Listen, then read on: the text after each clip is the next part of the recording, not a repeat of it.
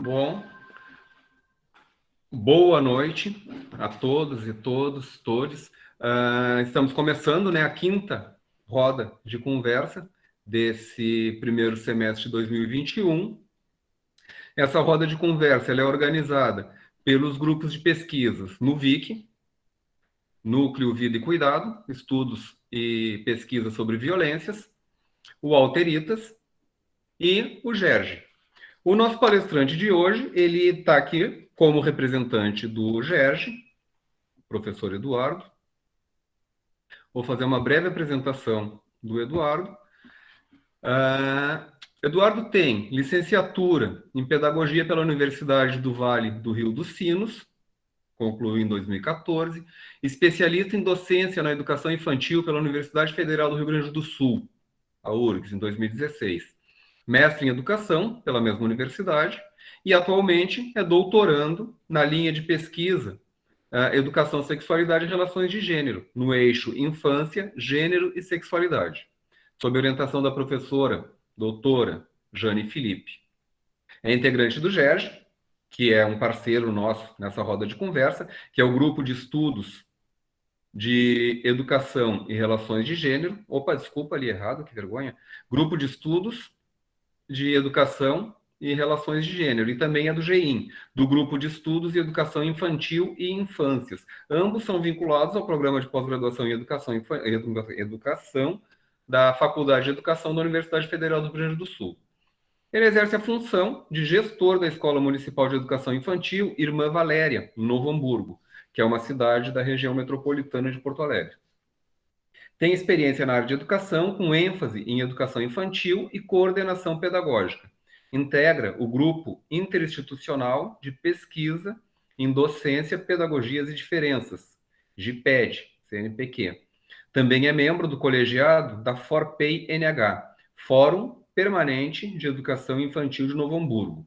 Atua em pesquisas sobre coordenação pedagógica, infâncias, gênero, sexualidade, transexualidade, violências e identidades. O trabalho que o Eduardo nos apresenta hoje é coordenação pedagógica na educação infantil e as impossibilidades de uma rede de informativa sobre gênero e sexualidade.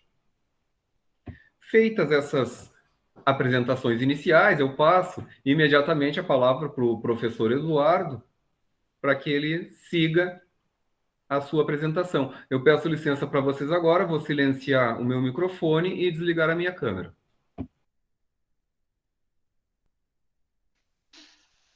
Então, boa noite para todos, para todas e para todes. É um prazer estar aqui podendo compartilhar um pouquinho da minha pesquisa, né? Poder agradecer também a essa parceria e parabenizar a esses grupos, né? Por essa articulação, por a gente estar sempre pensando nessas temáticas, né? Que nos interpelam e que compõem a nossa agenda de pesquisa na área da educação, que é tão necessário estar pensando sobre esses temas, né? Então, é uma honra estar aqui podendo contar um pouquinho sobre a minha pesquisa, certo? Eu já de antemão, eu não sei quem é que vai fazer a apresentação dos slides para mim.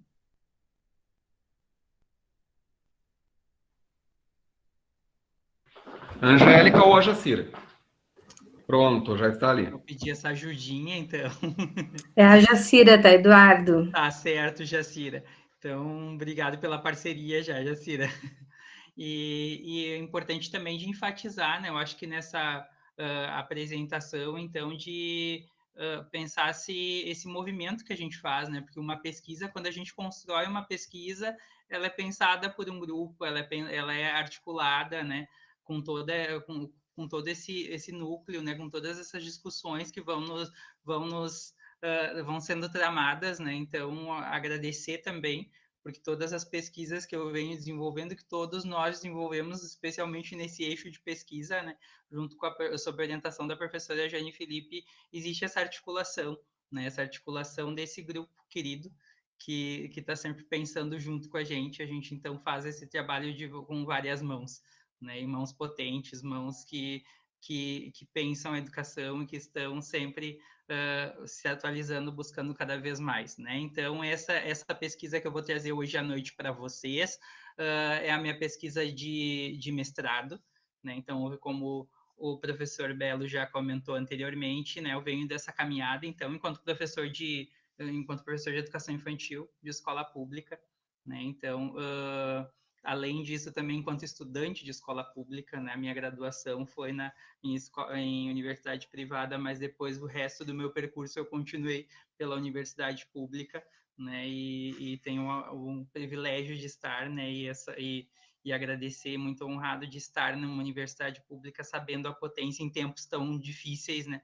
A gente sabe a potência da universidade pública, né? E estar numa discussão como essa hoje é mais uma vez, né, retomar, é mais uma vez pontuar e ressaltar essa importância dessas discussões que a universidade pública sempre promove, né? Não desmerecendo as demais universidades, mas vamos puxar a brasa para o nosso assado, né? Então, essa pesquisa, então, eu fiz num período em que eu estava na coordenação pedagógica, né? Atualmente eu estou na gestão da escola, mas já passei um período, então, enquanto coordenador pedagógico, e é uma função na qual eu tenho muito, muito carinho, muito apreço e aprendi muito. A gente sempre vem aprendendo em cada trajetória, né? Em cada caminho que a gente vai trilhando profissionalmente, mas a coordenação pedagógica sempre me chama bastante atenção, é algo que me puxa bastante a pensar sobre, né? Então, foi algo que me mobilizou a pensar mais sobre a coordenação pedagógica para a minha dissertação, né? E aí, este, então, é meu título, então, de coordenação na educação infantil. Alguns municípios, enfim, e até mesmo a legislação, né? Algumas legislações apontam o termo supervisão escolar, né? Então é a mesma coisa, mas eu optei pela coordenação pedagógica por toda uma corrente teórica na qual eu acredito e pontuo, então, como coordenação pedagógica, mas, enfim, coordenação pedagógica e supervisão escolar é a mesma coisa, né? Então, na educação infantil, e as impossibilidades, então, como o professor Alexandre já tinha falado anteriormente, né, eu trabalhei, então, com esse recurso linguístico para pensar sobre essas possibilidades, mas, ao mesmo tempo, e aí a gente vai estar discutindo um pouco mais, conversando um pouco mais sobre as possibilidades, mas também a gente tem o viés das impossibilidades, né, sobre essas temáticas de gênero e sexualidade, né. Então, eu trabalho com essa discussão. Além disso, eu trabalho com um conceito no qual eu trago, que é essa rede informativa, na qual a gente vai explorar mais um pouquinho também a seguir. Rede que informa, né? Então, que traz informações, que aborda informações na escola, né? E que forma, né? Que constitui a formação destes docentes, dessa equipe da escola, né? Sobre essas temáticas tão caras, né? Para a nossa agenda, então, que é a gênero e sexualidade. Certo? Pode passar, por gentileza. Então, o que me mobiliza? Eu já escrevi eu já falei um pouquinho, então, né, que essa é a minha trajetória enquanto professor, enquanto coordenador pedagógico, atualmente enquanto gestor, né? E eu vinha de uma trajetória, então, desde 2014, trabalhando com os estudos de gênero, então, desde da pedagogia, desde a minha pesquisa lá do meu TCC da pedagogia, eu já venho discutindo e trabalhando com os conceitos de gênero, dos estudos de gênero, sobre análise pós-estruturalista. E na minha especialização, então, tive a honra de conhecer e poder trabalhar junto com a professora Jane Felipe. E na especialização, então, eu finalizei pesquisando sobre os enigmas da infância, então pensando a relação entre transexualidade e infância, né? Então a gente fez essa discussão e ficou essa lacuna, porque a gente, ao longo dessa pesquisa, teve várias, e aí isso em um outro momento a gente pode estar conversando mais especificamente sobre essa pesquisa, mas nos chamou a atenção essa lacuna, porque a gente vem caminhando enquanto universidade, né? A gente vem caminhando enquanto pesquisa sobre vários temas, mas a gente retorna à escola, o dia a dia da escola, ainda a gente está com, por exemplo, ali no caso da minha pesquisa sobre infâncias e transexualidade, a gente caminha bastante sobre avança em termos de discussão teórica, acadêmica, mas ainda no chão da escola a gente está discutindo o azul para o menino e o rosa para a menina. A gente ainda está com aquelas datas comemorativas que reforçam determinados scripts de gênero, scripts para um pai, scripts de ser mãe, né? Então, esses detalhes, né? Essa organização dos espaços, que depois também eu vou estar falando um pouco mais, que compõem a educação infantil, a gente ainda tem ainda a gente caminha a passos bem lentos para pensar mais e potencializar esses espaços de uma forma mais equitária, né? Então, a gente precisa explorar mais isso no chão da escola, na formação continuada dos professores, né?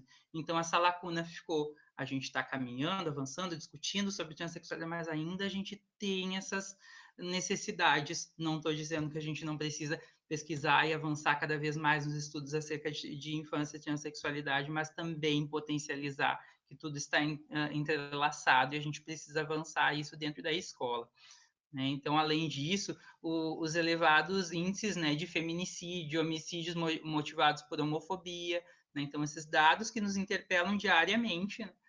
Não tem como não nos mobilizar a pensar sobre isso.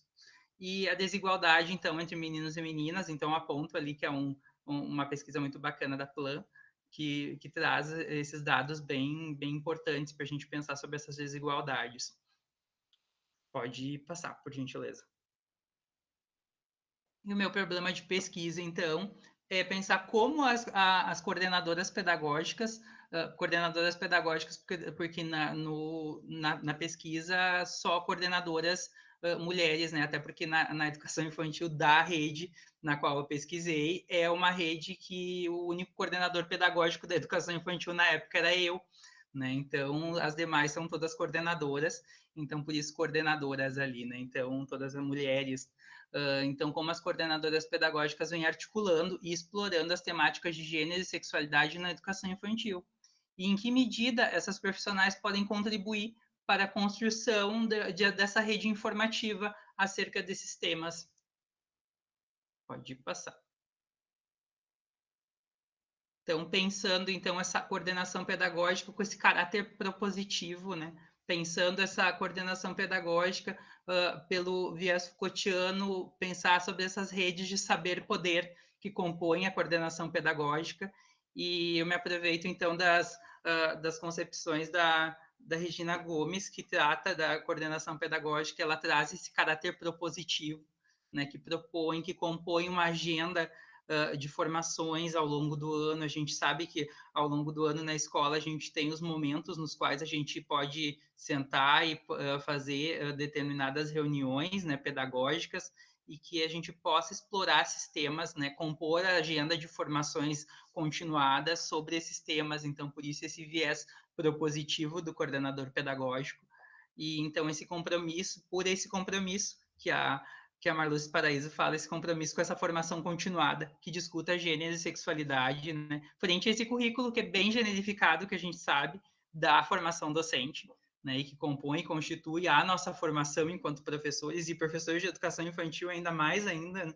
Que a gente tem toda uma generificação desse espaço, né? E aí estamos aí, né, professor Alexandre, um dos poucos, né? A gente tem um núcleo muito pequeno de professores homens na educação infantil. Existe toda uma constituição que compõe esse afastamento dos homens para a educação infantil, né? Então tem toda uma relação aí de poder, enfim, que nos restringe, que nos limita, né? Toda uma concepção, um script de gênero que compõe essa docência e que afasta esses homens do espaço da educação infantil, né? Entre tantas outras situações, enfim, que vão interpelando, compondo currículos e constituindo a escola de educação infantil, né? E a formação dos professores. Pode passar. Então, eu trabalho muito como eu trabalho com a questão da rede, né, informativa, eu procurei abordar essa metáfora dos fios, né, então, ao longo da pesquisa, os títulos vão sendo trabalhados como se a gente traçasse fios, né, que fossem compondo, então, essa rede, né. Então, essa escola e esses fios que retrocedem, que resistem, né? Então, trouxe alguns conceitos, então, como dentre eles da Hannah Arendt, que é a questão da criança como essa recém-chegada ao mundo, né? E o que é oferecido para essas crianças, né? Ao longo desse percurso dela, né? De recém-chegada ao mundo. E a escola, então, como esse marco, que é um espaço no qual de direito da criança, mas essa escola como esse marco da democracia, nessa busca da educação humanizadora, em uma contemporaneidade acelerada, consumidora, né? Se a gente for lá para os estudos da Maria Ângela Momo, a gente vai perceber o quanto as crianças são interpeladas por esse consumismo, quanto as mídias potencializam, né, e constituem esses discursos, vão compondo discursos, né, e subjetivando essas crianças para esse ritmo cada vez mais acelerado, enfim, como a gente pode estar pensando sobre isso na educação infantil e nos nossos currículos. Além disso, também a gente tem toda uma situação de desqualificação da política e da democracia cada vez mais acentuada, né? Então, Bauman junto com o Mauro, vai nos salientar, sinalizar isso para a gente, né? E o nosso dia a dia e todo o desgoverno que a gente vem vivendo, mais ainda a gente percebe essa desqualificação da democracia, né? E que possamos resistir frente a isso, né? Pode passar. E aí eu trabalho também com o conceito de pânico moral e as temáticas de gênero. Então, quando eu trabalho com esse conceito, então, do pânico moral e as temáticas de gênero e sexualidade na educação escolar, especialmente a infantil, né? A gente já traz aí como algo que nos interpela e algo que se torna, eu digo torna, entre aspas, porque a gente tem todo um movimento, né? Não está dado, as coisas não estão dadas, né? Elas acontecem, existem movimentos, e aí eu trabalho com o conceito cotidiano de relações de poder, né? Então, a gente vem sendo interpelado por várias situações que se tornam, a grosso modo, num primeiro momento, a gente pode entender como uma impossibilidade de trabalhar essas temáticas de gênero e sexualidade, né? E aí, ali eu aponto, então, o pânico moral e esse pânico moral como esse movimento de impossibilidade.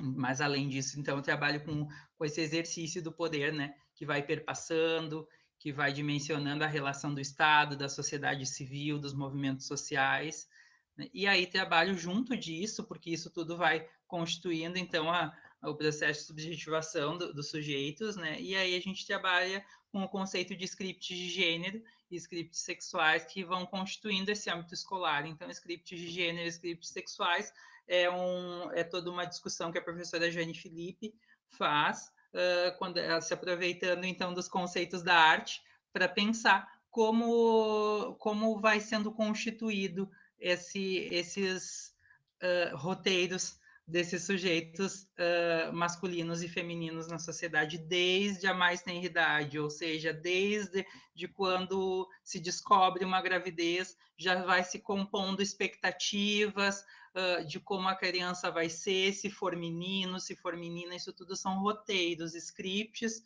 nos quais a gente vai sendo subjetivado. Né? E como a gente pode pensar isso na educação infantil, como nós podemos pensar isso enquanto professores, porque esses scripts, eles estão aí, a gente sendo perpassado por todos nós, e é importante da gente refletir sobre eles, né?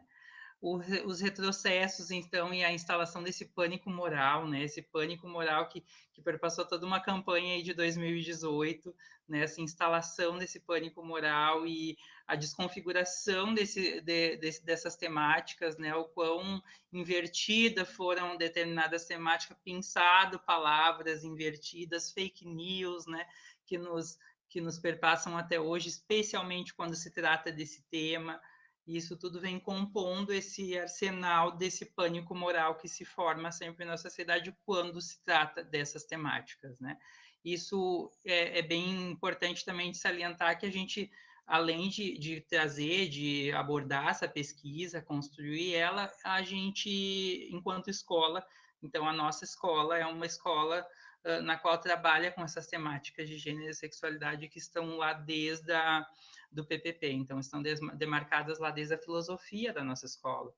E a gente sabe que é um movimento que a gente faz enquanto escola bem importante. A gente trabalha com crianças de 2 a 5 anos de idade, e a partir de várias, a gente vem compondo formações docentes, enfim, formações continuadas e propostas que se desdobrem, essas formações em propostas, e a gente vem em um movimento constante para cada vez mais a gente poder estar conversando com as crianças sobre essas temáticas, mas já de antemão já adianto que não é algo tão simples, né? Porque a gente convive com várias situações e já convivemos com situações um pouco mais complicadas, nas quais as famílias muitas vezes não entendem, precisam de toda uma compreensão. Por isso, a necessidade de discutir esses temas, né, e estar cada vez mais apropriado e adequando essa fala para os diferentes grupos sociais, enfim.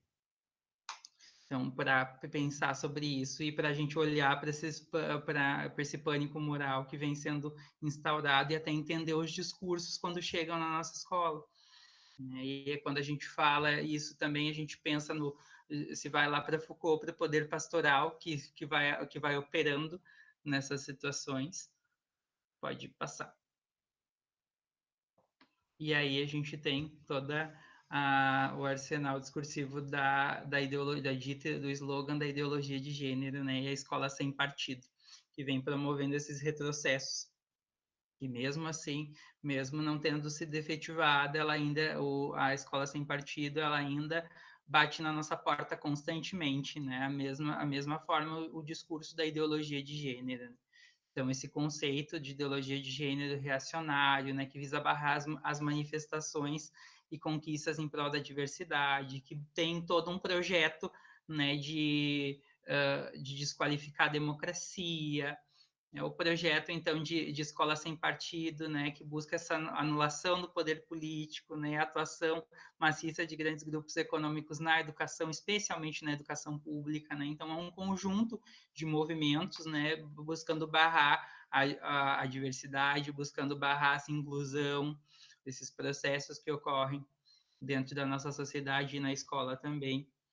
E os dispositivos essa pseudo-neutralidade na qual a gente convive, que ela busca conduzir a conduta dos sujeitos para essa descrença da política e da escola pública.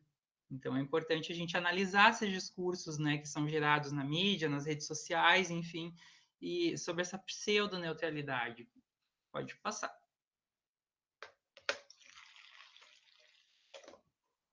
Então, para pensar essa metodologia, a proposta foi com um grupo focal.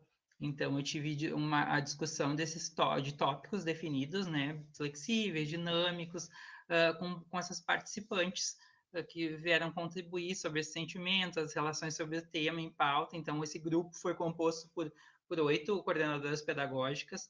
Aqui na região de Novo Hamburgo, a gente a estrutura das escolas ela é dividida por regiões, né? Então, nós temos 4 regiões, então são 2 coordenadoras por região atuantes na educação infantil, de EMEI, então de Escola Municipal de Educação Infantil, alguns é unidade, né? Eu acredito aí, se eu não me engano, em Santa Catarina é unidade municipal, unidade de educação infantil.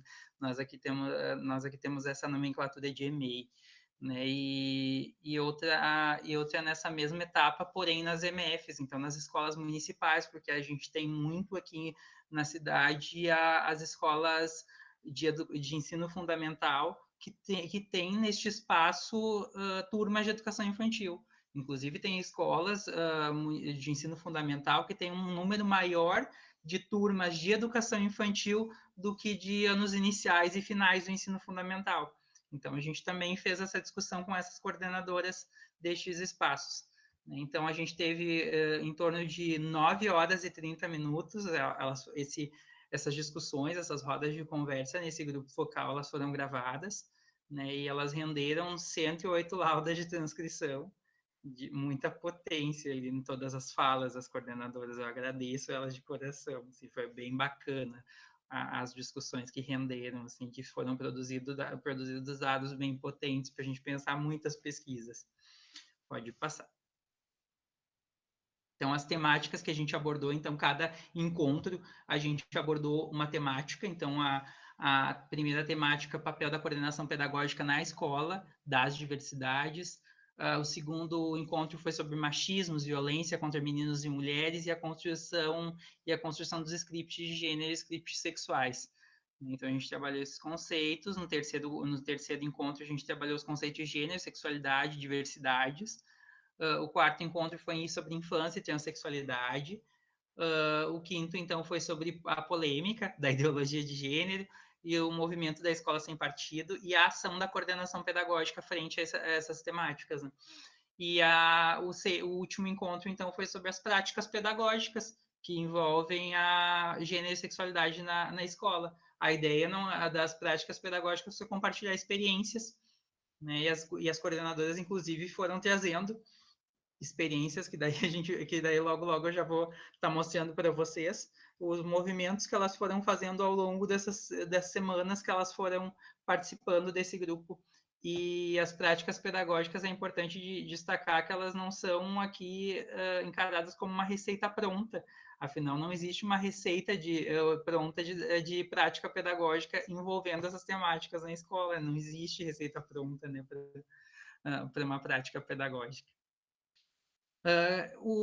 Daí, destes dados, então, renderam algumas categorias de análise, dentre elas, então, eu destaco a coordenação pedagógica e esse desafio do ethos formativo. As falas, eu não vou ler todas elas, mas eu vou ler os destaques, então. Então, o nome, então, das participantes, né, foi preservado, e a gente optou por colocar nomes de grandes mulheres da educação infantil, de grandes professoras e pesquisadoras da área da educação infantil. Né? Então, a Fúvia destaca ali a questão de que vai saber se se tem alguém que se sente empoderado o suficiente para falar sobre isso, né? Sobre essas temáticas. Porque tu não consegue sustentar a argumentação. Então, ela pauta isso logo já nos primeiros encontros sobre essa dificuldade, né? De tratar sobre essas temáticas. Pode passar. Aí ali a Rita e a Sônia estão conversando e elas destacam, então, as discussões, né? Confesso que as discussões relacionadas a gênero e sexualidade nunca tinham sido tratadas na pedagogia. Né? E aí, lá na especialização que ela aponta que ela teve contato com essas discussões e ainda aponta a aula da professora Jane Felipe como a professora que proporcionou esse contato dela com essas temáticas, né? Lá na especialização ela foi ter, ou seja, na graduação ela não teve esse contato com essas temáticas. E a Sônia diz que também teve pouco contato com as temáticas, né? E discutiram sobre e não discutiram essas temáticas nas formações que ela teve. Pode passar. A Ana também, daí foi falando, então a gente pega algumas falas e depois eu vou estar discutindo sobre elas. E a Ana salienta, então, que foi engraçado que essa semana, então, passou-se alguns ali, já é o terceiro encontro, a letrinha tá pequena, mas é o terceiro encontro, e aí a Ana comenta que a diretora da escola já conversou com ela sobre as trocas de portas do banheiro, sobre a questão das cores das portas do banheiro, enfim, começou a pensar sobre esse espaço da escola e consultar ela para ver, para traçar novas estratégias, novos espaços, enfim, a partir do que a Ana foi levando para a escola, né?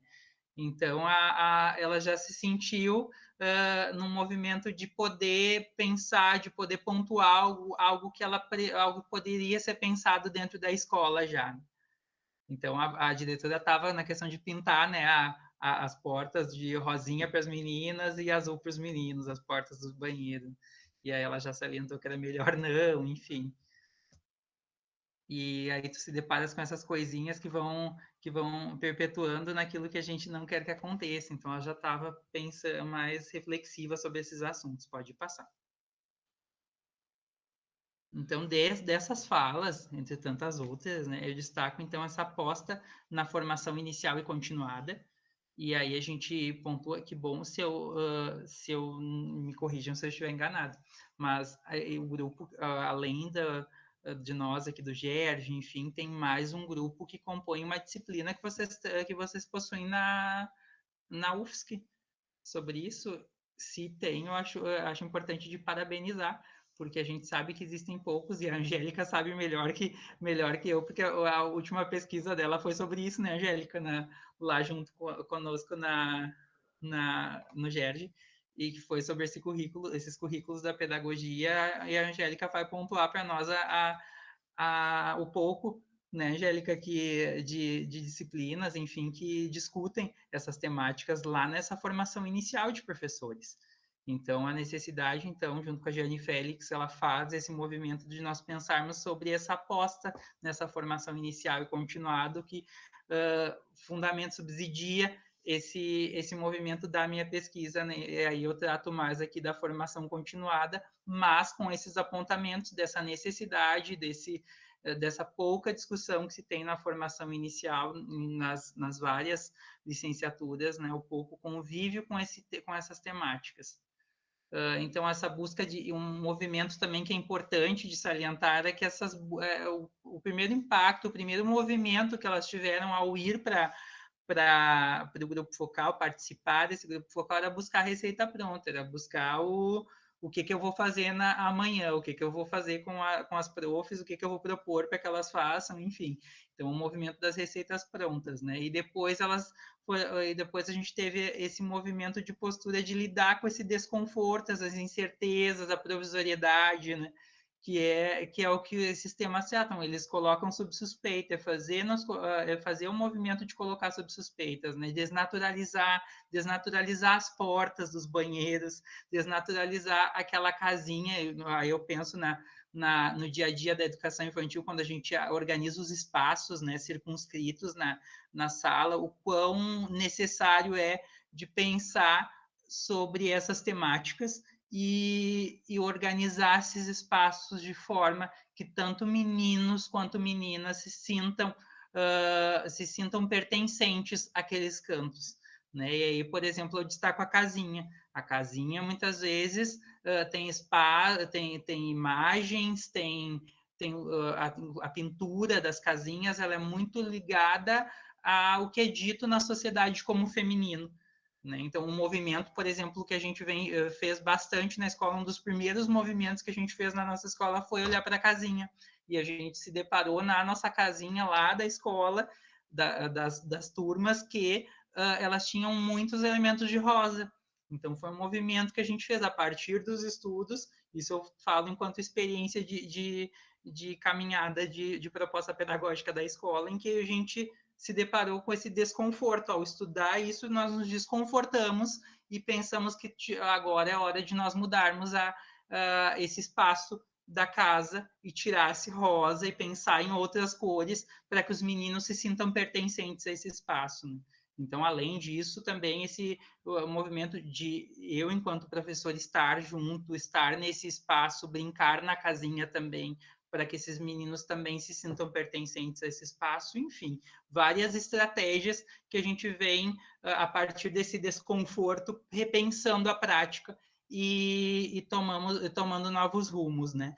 E a articulação, então, essa necessidade que nós temos de articular cada vez mais a universidade, a pesquisa, aí eu volto lá àquela lacuna lá do início que eu tratei com vocês na discussão, essa lacuna ela pode cada vez mais diminuir e né, a possibilidade de buscar cada vez mais essa articulação, na medida em que a gente articula a universidade, a educação básica, né, cada vez mais estreita essa relação, o regime de colaboração de fóruns, isso potencializa a nossa formação, que busca reverberar em novas propostas, em novas práticas, em trazer um desconforto para repensar novas estratégias, né? Então, a necessidade de nós fazermos isso, então, e isso compõe essa constituição desse ethos formativo, esse ethos que nos coloca a olhar de outra forma, ou pensar novas formas de uma prática pedagógica, de uma constituição docente, mais voltada a essas temáticas, mais humanizada, enfim, mais sensível para essas temáticas que nos interpelam. Pode passar. E aí a gente vai lá para os PPPs da escola. Eu não sei quanto tempo eu tenho, porque eu vou me estendendo, assim, vou falando, eu gosto de falar. Primeiro bate nervoso no início, mas depois a gente começa a falar e vai, né? A revisão, então, dos PPPs da escola. Então, o projeto político-pedagógico das escolas foi um movimento que foi sendo articulado nas nossas discussões enquanto grupo focal.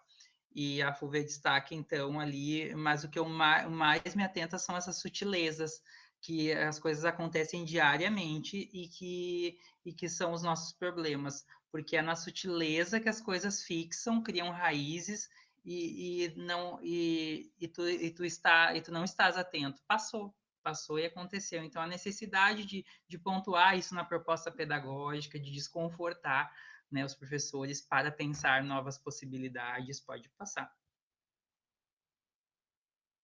Então, eu trago a discussão então do projeto político-pedagógico então como esse pilar do currículo, né? O currículo ele é muito amplo, a gente poderia passar aqui a noite inteira discutindo sobre currículo. Então, eu trago o currículo então como um bracinho desses tantos braços, né, que compõem o conceito de currículo. Mas, então, pensar esse currículo que ensina modos de ser, né, como a Guacira fala nas discussões dela, esse currículo no papel e currículo em movimento, que são dois conceitos que o Ederson Cruz trata, que é esse movimento que a gente coloca lá no papel,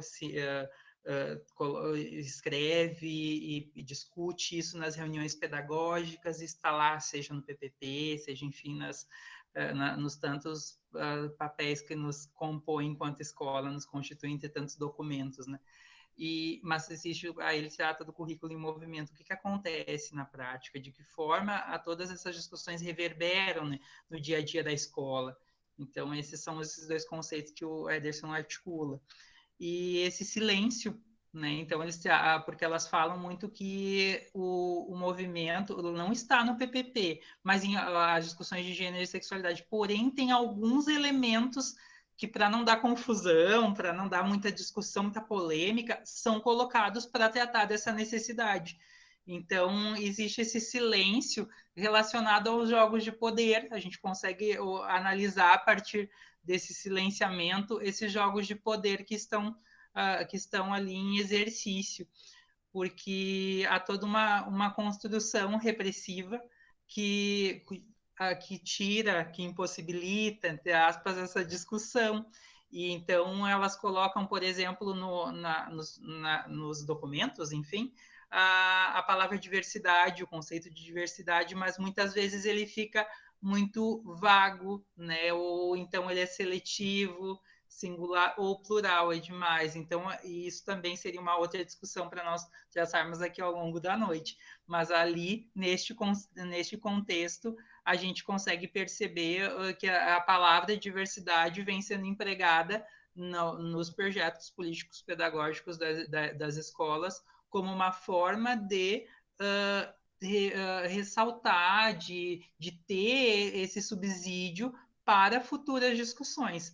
Elas não estão ainda, elas estão em movimento, mas a diversidade entraria para tentar discutir todas as questões de inclusão, então das deficiências, né? Mas também de gênero e sexualidade, mas para não dar polêmica, se coloca a palavra diversidade, engloba tudo, então as questões étnico-raciais também, mas para não dar tanta polêmica, não se coloca gênero e sexualidade, a palavra, o termo ali dentro do PPP, e se coloca nesse conceito mais amplo que é a diversidade, mas está lá. Então, a gente percebe esse silenciamento como uma estratégia.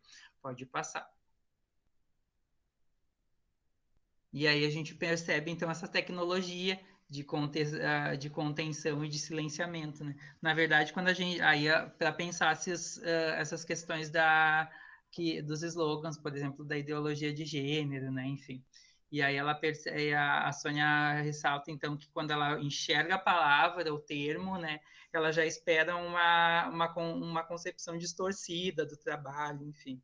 E o que vocês entendem, né, como tendencioso, que ela também pontua como tendencioso, o que seria tendencioso, né? A Rita vai lá e diz tendencioso no sentido de responsabilizar a escola, vem sendo distorcida, são questões, né, de que a escola está tentando impor ideologia de gênero, como se fosse só dizer que as pessoas, a partir de agora, vai ser isso ou aquilo, eles vão mudar de gênero na mesma hora, enfim, então elas têm, porque a gente foi fazendo a discussão sobre essas temáticas e elas começaram a pensar mais sobre isso e ver o que esses movimentos, olhar para esses movimentos antigênero e pensar sobre eles. Pode passar. Então, essas tecnologias, então, ideologia de gênero, então, como essas tecnologias de produção que transformam e manipulam, né? Os discursos acerca da infância são relacionados a essa suposta inocência, ingenuidade, e se aproveitam desses conceitos para distorcer outros, né? Então, o slogan que foi se multiplicando e ganhando dimensões que deixam as pessoas duvidosas sobre a veracidade e a seriedade desse termo, né? E aí a gente, por exemplo, se depara aí com essas fake news que cada vez mais se pulverizam dentro das redes sociais, enfim, das mídias em geral, e como isso é difícil no nosso dia a dia da escola. Pode passar. E aí a gente vai para o conceito dessa rede informativa, né? Então, rede que informa, que forma.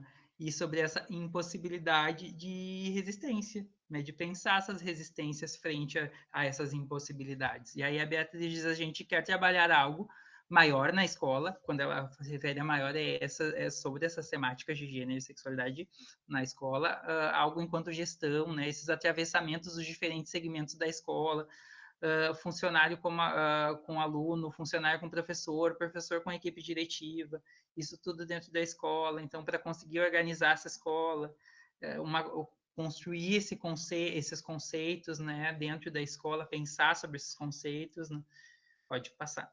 E aí, sobre todas essas pessoas que passam pela escola, né? Porque a gente fala em prática docente, mas a gente, no dia a dia da escola, existem vários sujeitos que compõem esse espaço escolar, né, que vão e que trazem discursos que precisam ser pensados, enfim, que precisam ser discutidos. Além disso, a Beatriz diz é importante dar essa possibilidade para que a comunidade possa conhecer o trabalho da escola. A FUVA diz que precisam interagir com esse trabalho, com as discussões, é uma experiência, é para a vida da gente, é um olhar que a gente tem enquanto pessoa, outro olhar, a Beatriz diz, né, enquanto professora, coordenadora, mãe, aí a Sônia diz enquanto cidadã, então elas pensam sobre isso, sobre essas várias possibilidades, sobre espalhar essas discussões enquanto rede. Pode passar. Então, esse poder, né, coexistivo da resistência, então pensar, quando a gente olha para essas falas, a gente consegue perceber esse movimento de resistência, de repensar essa resistência, então, entendida por Deleuze como essa linha de fuga sobre essa criação, né, de nova experiência, de uma nova existência. E o conceito de rede, então, eu venho articulando junto com Nova, com Perrenot, Tardif, Pimenta, Larcão, que são autores que pensam essa rede enquanto rede, né, de formação, enfim. E essa rede enquanto autoformação, na medida em que a gente se coloca a pensar sobre isso, mediar isso, a gente também, né, faz um movimento de formar-se, né, como sujeito mais participativo, esse ethos formativo, então, que nos coloca para pensar sobre um sujeito mais ético, enfim, que pensa essas liberdades de pensamento. E a criança, então, em resistência, porque uma das falas foi, né, que mesmo nós estando discutindo tudo isso enquanto professores, as crianças estão lá e elas movimentam, elas são os nossos enigmas que a gente que a gente está sempre buscando pensar sobre elas, e elas estão lá sempre nos fazendo pensar cada vez mais, né? Então, essa rede de acolhimento dessas crianças, né? Então, a escola, então, como esse espaço de acolhimento das crianças e informar como sinônimo de proteger. E aí a importância também de discutir esses temas, porque eles são movimentos de informação que produzem, né, que protegem a criança, e a escola tem esse compromisso de proteção da criança. E por isso a necessidade além de todos os documentos de proteção e os documentos mandatários, como, por exemplo, a educação, as diretrizes para a educação em direitos humanos, que sustentam esse trabalho. Então, a gente tem que buscar cada vez mais sustentação para esses trabalhos, mesmo em tempos tão hostis, mesmo em tempos de fake news, enfim. E essa interação com a comunidade, na medida em que a gente interage, que a gente explora o trabalho, que a gente apresenta esse trabalho e vai pensando também com a comunidade, eles vão entendendo, compreendendo, tendo um outro olhar sobre. Pode passar. Além disso, a gente tem as datas comemorativas, é bastante extensa a discussão, porque tem vários temas que elas foram abordando, né?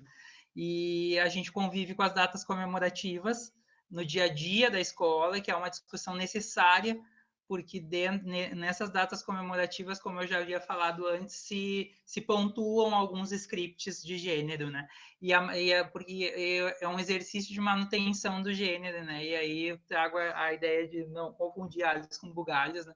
E aí fala-se, então, da coletiva de fala do Dia dos Pais, o Dia das Mães, né? E toda essa divisão que se tem, aqueles artefatos que se fazem, né, que se produzem nesses momentos, nesses períodos, né? E que é importante da gente olhar para aqui se faz muito sal grosso no Dia dos pais, para os pais fazer churrasco, né? E aquela flor para a mãe. Então, qual o significado, a produção de significado quando se produz esses artefatos, né? A necessidade de se fazer isso, a necessidade de fazer isso e como isso reverbera em scripts que a gente precisa desnaturalizar. E essa desnaturalização ela vai se dar no movimento que a gente fizer de formação. Pode passar.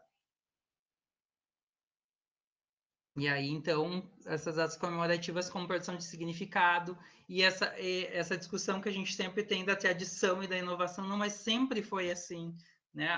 Porque nós fomos, né, constituídos enquanto sujeitos ao longo da nossa educação infantil, a gente conviveu com isso. Mas a gente já ao longo desse período, a gente já teve várias pesquisas, enfim, e produções acadêmicas que nos fazem pensar sobre uma outra perspectiva, né? Então, a necessidade de nós, enquanto educação infantil, buscar cada vez mais essas produções para repensar a nossa prática, para inová-la, para modificar. E as datas, então, que vão escrevendo esses scripts de gênero, scripts sexuais, e essa ideia de configuração familiar também, porque a gente convive numa escola, né, as nossas escolas têm uma multiplicidade de configurações familiares, e a gente precisa dar significado a todas elas, respeitar, valorizar todas essas configurações familiares, pensar sobre esses conceitos de família. E dessas impossibilidades de algumas famílias no espaço escolar, porque a gente sabe que esse espaço escolar, essas datas comemorativas são muito seletivas, porque tem sempre um regimento de uma heteronormatividade. E essa importância, então, de problematizar essas pedagogias culturais que nos interpelam, que constituem esses artefatos que se produzem nesses momentos, né, de datas comemorativas, enfim. E toda a constituição de currículo bem atravessada que se tem quando se trata de datas comemorativas, né? Se a gente vai pensar em protagonismo infantil, em participação da criança, não, tem coisas que não encaixam nas datas comemorativas, é uma delas, porque elas atravessam as investigações das crianças para cumprir um determinado protocolo. Pode passar. E aí, um movimento que eu já discuti um pouco antes foi essa organização dos ambientes, né, e a escolha dos brinquedos, enfim, onde estão esses scripts, né? Então, geralmente tem poucos elementos do cantinho do salão de beleza que represente os meninos, né? Então, esses detalhes que a gente precisa pensar, porque não são só as propostas, as atividades em si, né, que constituem a prática na educação infantil. Existe todo o planejamento desse contexto, né, desse espaço, desses elementos, desses materiais, desse tempo que se dá, desses discursos que os professores e as professoras fazem junto às crianças, né? Quais os discursos que trazem, os movimentos que se faz quando a gente conversa e tenta resolver os problemas que por vezes as crianças, os conflitos que as crianças vão apresentando, as brigas que acontecem, qual a posição do professor nesses momentos, isso tudo configura uma necessidade de nós termos esse olhar, essas lentes, né, da perspectiva de gênero e sexualidade para saber como trabalhar isso. Então, esse investimento, né, que a gente tem, que o professor Belo trabalha na pesquisa dele, esse investimento que se tem para que a sexualidade sempre ganhe forma dentro dessa perspectiva heteronormativa.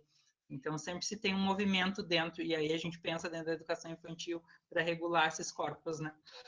E a feminilidade, essa cultura do corpo, então olhar para esses espaços, olhar para essas bonecas, olhar para essas variedades de corpos e imagens que nos interpelam dentro da escola e pensar novas possibilidades de acesso para essas crianças. Pode passar. E aí, para finalizar, então, porque daí eu, enquanto professor de educação infantil, né, e naquele momento estava lá enquanto mediador das discussões, elas se voltaram a mim, tá, Eduardo, e tu? E o professor homem, como é que é essa experiência, né? Porque como a gente já discutiu antes ali, até eu e o professor Alexandre Belo temos uma produção aí sobre esse homem na educação infantil, sobre esse professor homem na educação infantil, onde a gente cruza as nossas pesquisas para a produção de um artigo, a gente faz, né, esse exercício de pensar sobre sobre esse número pequeno e o porquê esse número pequeno de professores homens na educação infantil. Então, mas a Fúvia aponta, mas a figura masculina na educação infantil causa medo, né? Se vão mexer, se vão abusar, né? O professor, então, provavelmente questionado então a sexualidade desse professor, né? Então, os apontamentos que eu faço a partir dessas falas são, então, o homem sempre submetido a provas e rituais para ingressar na educação infantil, que é a Débora Saião aponta na pesquisa dela, e sobre esses percursos que o homem percorre no ingresso da educação infantil ao longo da sua trajetória, né, da sua jornada enquanto professor de educação infantil. Essa sexualidade sempre vista como animalesca, né, sempre algo incontrolável, então por isso o medo, o pânico dessa figura masculina frente às crianças, e quando tem esse pânico todo, existe toda uma masculinização da pedofilia que o Xavier trata na pesquisa dele. Pode passar. E aí eu finalizo, então, perguntando, me questionando se essa rede está inacabada, está inacabada, né? Então, a pesquisa com esse caráter de devir, do plural, do criativo, a partir daí, o que nós podemos pensar sobre, o que nós podemos criar para...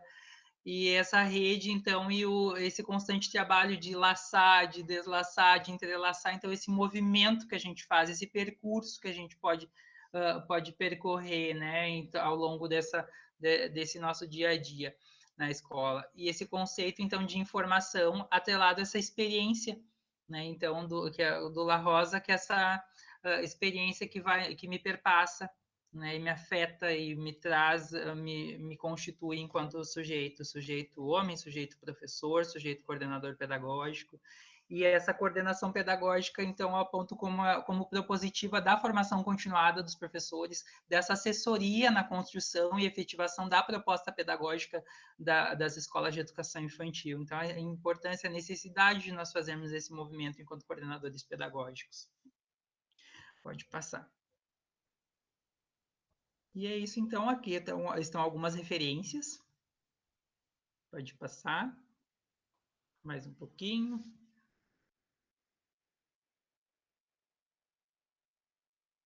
Muito obrigado.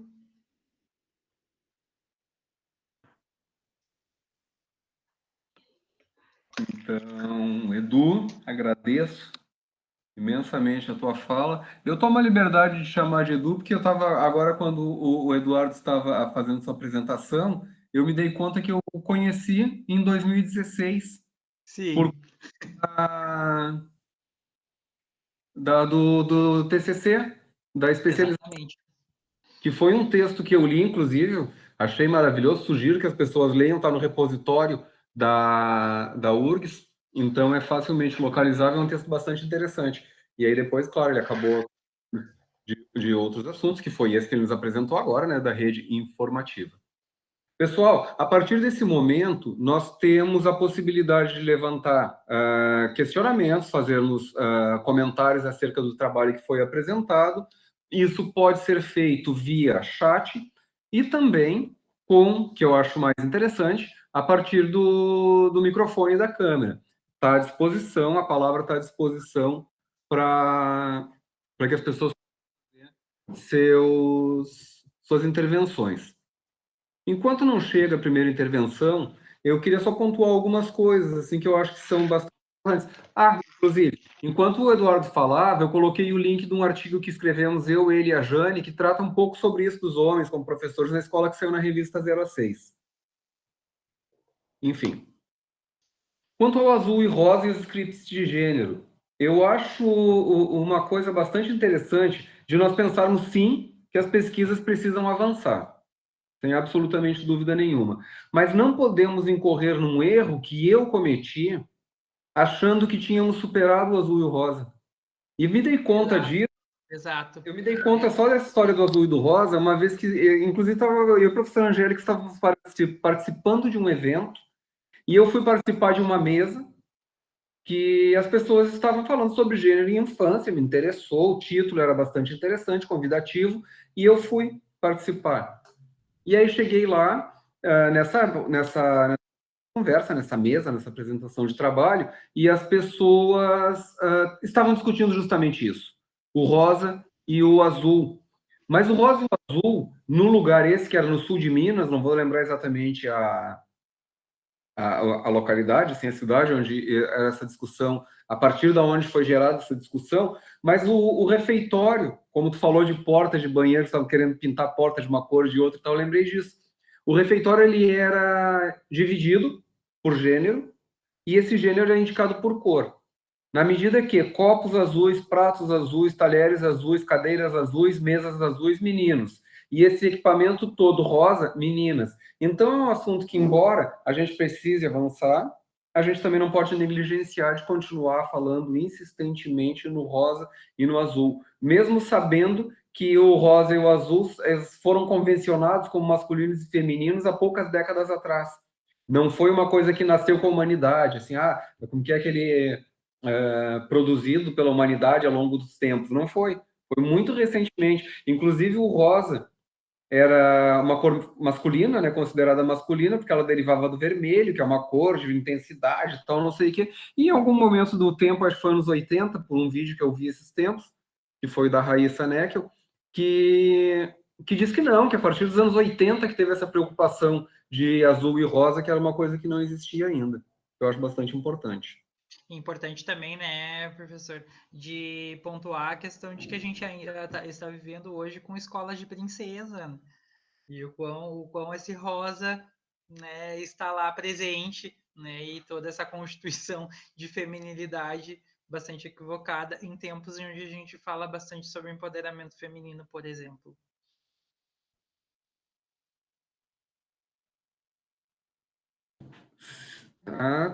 Eu acho, deu, trancou a gente do meu computador aqui. Sim, a escola de princesas é uma. Eu não quero usar o termo atrocidade, eu estou procurando um sinônimo, mas não estou encontrando. Que trata disso, né? E tem um site muito bem articulado, onde dizem quais são os workshops que são oferecidos nas escolas de princesa, como ser uma princesa, como chá de princesa, como organizar uma casa de princesa. Então, enfim, que é aquela representação, aquele script de feminilidade que diz que meninas devem se tornar moças casadoiras. Então, elas são produzidas para o casamento, para a maternagem. E isso é uma coisa muito contemporânea, é do nosso tempo. É uma escola que não é barata, é caro. As pessoas investem nisso. Mas, enfim. Pessoal, a palavra está aberta. A gente está fazendo essas considerações aqui, enquanto as questões vão sendo formuladas por quem nos assiste. Eu vi que a Angélica fez uma colaboração baseado no que a Aline havia nos comentado. Mas eu não consigo retomar aqui o que a Aline nos disse, porque o meu chat ele sumiu, porque foi necessário eu sair e entrar de novo enquanto o Eduardo falava, porque começou a picotar muito. A Michele está ali, ó, se movimentando. Fala, Michele.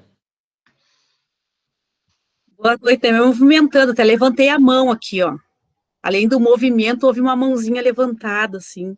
Aquela coisa da ordem, né, da disciplina. Levante a mão e aguarde. Como eu sou uma menina bem disciplinada, né, então, é meio que uma troca, né, o trabalho do Eduardo. Quando eu cheguei na URGS, foi a segunda apresentação, assim, de qualificação. Uma eu assisti, que foi do Xavier, né, que também falava sobre a questão da educação infantil, e foi a primeira que eu assisti na URGS, quando eu saí daqui de Uruguaiana. E depois a do Eduardo, que a gente não se conhecia, né, e foi na qualificação dele que eu comecei a deslumbrar esse mundo, essa vida acadêmica, né, essa linguagem.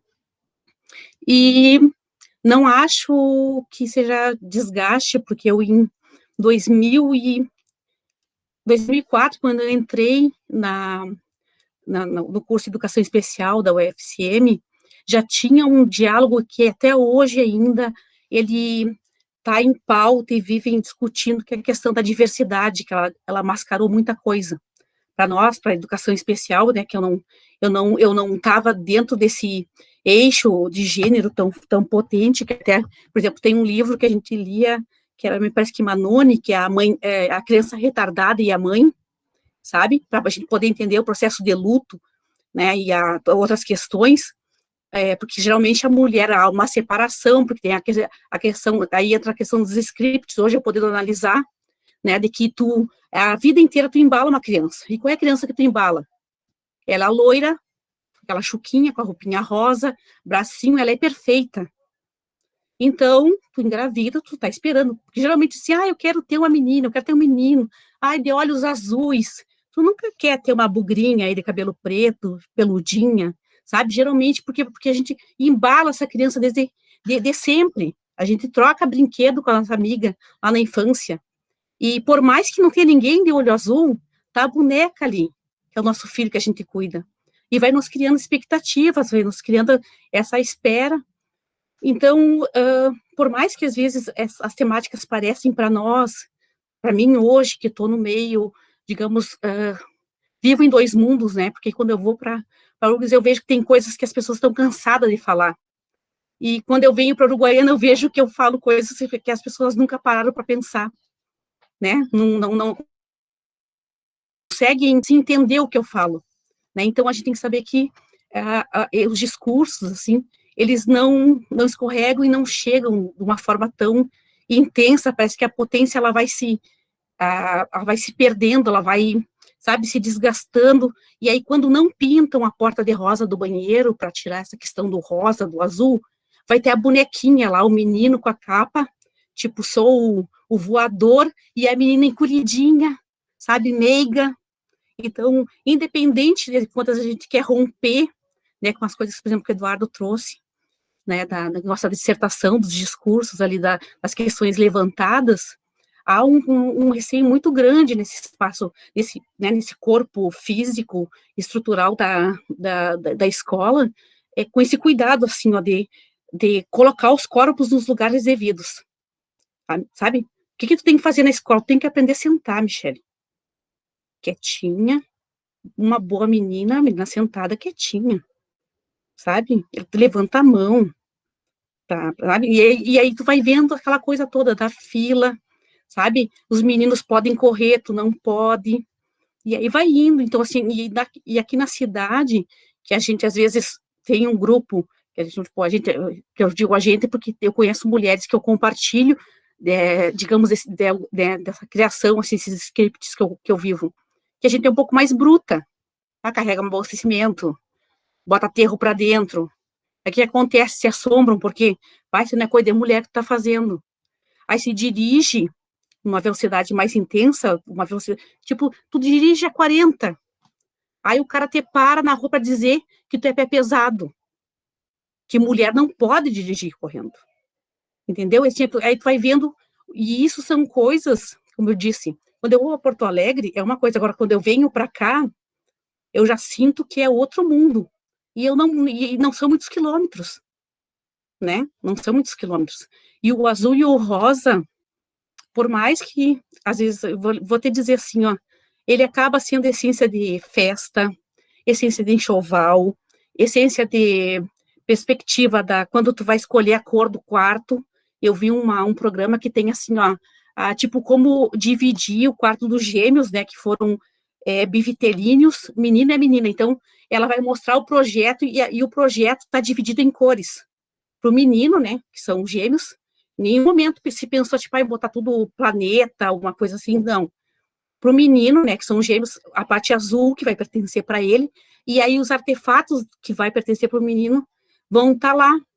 Então, assim, tu vê que esse apelo do azul e rosa, mesmo que novo, né, novo, né, ele é extremamente forte, sabe, ele é uma coisa que parece que completa com o sexo biológico, parece que ele encaixa, o encaixe perfeito, sabe? E parece que é seu a menina, sabe? Não nasceu o corpo fêmea, não, nasceu a menina. Parece que o rosa traz esse conforto, sabe? Aí nasceu o menino, ela tá de azul, ele é menino, né? Então, assim, para trazer para vocês pensarem, porque conheço o trabalho do Eduardo, né? A gente trabalha em grupo, a gente discute muito em relação, né? Se questiona muito também, mas para a gente pensar né, em toda essa maquinaria e né, todos esses dispositivos mínimos, às vezes, que a gente acha que é até bobagem. O que é azul e rosa? Pelo amor de Deus, eu uso. Né? Eu uso azul, eu uso rosa, amarelo, mas não é tão simples assim. E por mais que a gente fale, né, em alguns lugares tem um efeito, mas também a gente sabe que a gente não alcançou ainda. Nós temos muito para correr, sabe? Muito mesmo, tá? Valeu, obrigado, Michele, pela colaboração. Nós temos duas inscrições, a professora Aline e depois a Lia, desculpa. E só uma parte muito rápida na história do rosa e tal. Me dei conta uma vez falando com o Edu, eu não tenho roupas rosa. O Edu disse, porque eu fui com a minha camiseta rosa, não sei o quê, e eu me dei conta que eu não tinha camiseta rosa nenhuma, né? E não tenho até hoje. Então, eu passo a palavra agora à professora Aline. Por favor, Aline. Então, boa noite. Parabéns, Edu. Parabéns, pessoal que organizou. Eu não vou abrir a câmera porque eu não me montei no meu script de gênero hoje. Não estou maquiada, com o cabelo feito. Não, mas é porque o Belo falou que eu tinha comentado ali no chat e ele não consegue recuperar, né? Então eu resolvi trazer. Quando o Eduardo falou de diversidade, né? Concordo em gênero, número e grau. E aí eu comentei de dois filósofos ali, um filósofo e uma filósofa, que é o Ernesto Laclau e a Chantal Mouffe, que eles vão falar especificamente sobre democracia, né? Que eles vão dizer que a democracia é um significante vazio, mas essa ideia deles de significante vazio serve para muitas coisas, inclusive a diversidade, né? Porque eu acho que nesse sentido que o Eduardo estava colocando, ela cai nesse limbo aí, né, de ser tudo e nada, né, ao mesmo tempo. A gente já teve nessas discussões aí no grupo de que, bom, eu posso tentar dar conta de tudo, né, e aí dentro de diversidade entram questões étnico-raciais, entra questões de sexualidade, questões de gênero, deficiência, questões etárias, bom, enfim, né, todas as lutas das chamadas minorias, que se juntar todo mundo é maioria. Mas ao mesmo tempo, né, se não está nomeado, né, o que é essa tal diversidade, né, o que é essa diferença, ela acaba virando nada, e aí, como a Angélica comentou ali, acaba esvaziando, né, o poder político dessa diversidade enquanto afirmação da diferença, né, das diferenças, né. Era esse o comentário. E aí, em cima que a Michelle falou. Michelle, eu acho que não é uma questão de voltar para a Uruguaiana, de tu vir para Porto Alegre, né, que é um centro maior, e voltar para a Uruguaiana, né, que é uma cidade menor. Eu sou de Pelotas também, que é menor, é mediana talvez. E o menor ou maior, acho que também tem a ver com mentalidade, mas acho que é uma questão de se afastar do meio acadêmico, né? Porque quando tu vem para Porto Alegre, tu vai para o meio acadêmico, né? E tu vai para um meio acadêmico muito específico, que é um meio acadêmico que estuda essas questões. Porque se a gente for lá para o meio da engenharia, no campus do Vale, acho que não vai ter né, essa mesma discussão. Posso estar enganada, né? Deus me livre, né? Tá falando que eu não sei, mas é só um exemplo. Então eu acho que é nesse tipo, nesse convívio, né? O convívio com as pessoas que estão pensando nisso, que aí, claro, aí a diferença é abissal, assim, né? Da forma de pensamento. E aí quando a gente volta para nossas cidades, ou quando a gente sai daquele meio acadêmico que discute essas questões, a gente percebe como as coisas engatinham e como tem distância aí, né? Do que está sendo produzido dentro da universidade, dentro do que as pesquisas estão produzindo e o que está rolando na prática, né? Mas ao mesmo tempo eu acho que é um movimento natural, é ruim, né, de usar, mas é um movimento de luta, né? Ao mesmo tempo que tu tem o avanço dessas pesquisas, tu tem uma parte da sociedade que reage a isso de uma forma obtusa, né? Com a ignorância no sentido lá primário da palavra ignorância, né? Ignorando mesmo. Hoje teve uma palestra da professora Marilena Chauí, que eu até recomendei lá no grupo de novo, da Unipampa, e ela estava comentando de que hoje no Brasil se tem um ódio ao pensamento, né? Ela vai dizer que negacionismo é pouca coisa, negacionismo é muito fraco, é uma coisa muito incipiente dizer que é negacionismo.